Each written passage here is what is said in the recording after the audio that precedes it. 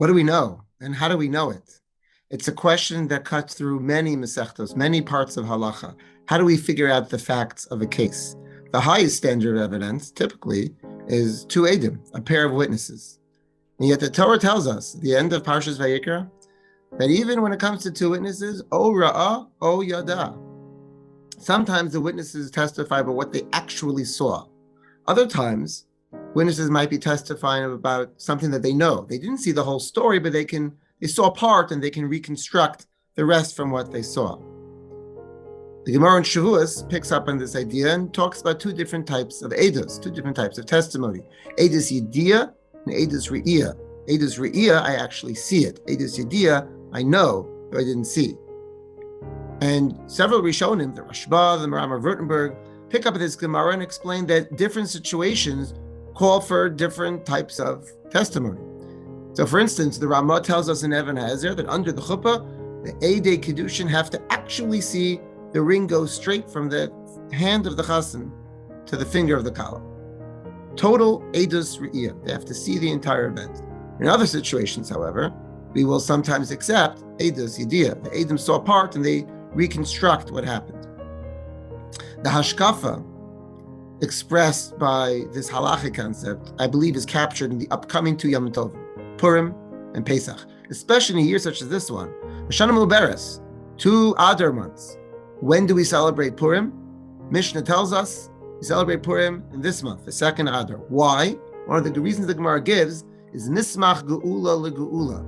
It's important to have Purim as close as possible to Pesach. But why? Purim and Pesach, they're unrelated. Historically, the story of Purim happened almost 1,000 years after Yetzias Mitzrayim. Why is it so important to have Purim and Pesach as neighbors on the calendar? The answer might lie in a comment of the Ramban, the very end of Parshas Bo, talking about Pesach and all the different mitzvahs the Torah gives us to help remember Yetzias Mitzrayim. Why?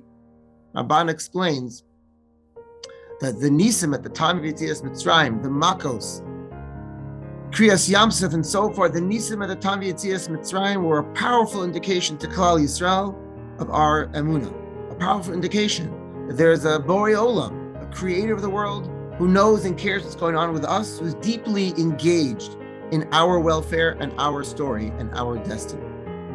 But then the Ramban goes on to say that it doesn't end there. That's just the beginning.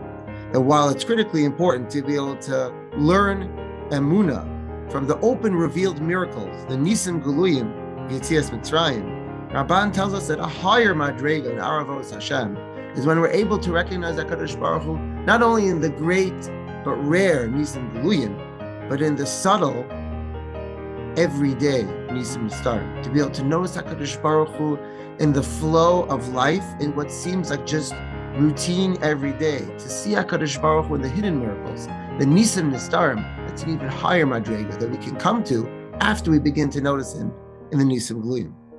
In other words, to notice HaKadosh Baruch Hu not only in a Pesach situation, but in a Purim situation, when HaKadosh Baruch Hu is not so obvious. That's what the Megillah teaches us. It's just a handful of episodes that take place over the course of almost a decade. At the time, while the stories were occurring, Jews couldn't see Yad Hashem, but when it was all over, Esther and Mordechai wrote down as Kol Tokef, all the power of HaKadosh Baruch Hu that was apparent once you piece together individual events that had happened over the course of the years.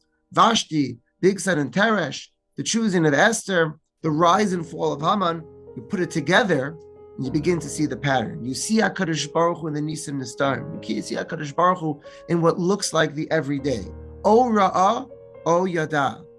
There are times when we can see HaKadosh Baruch Hu in very obvious ways, but we're meant to grow from a Pesach to a Purim. We're meant to grow into noticing HaKadosh Baruch Hu even when he's inobvious. O Ra'ah, O Yada. To be able to see and feel HaKadosh Baruch Hu in our lives, even when he's not absolutely obvious, that is the great gain of Purim. Afreilich Purim, Chag Kasher Sameach.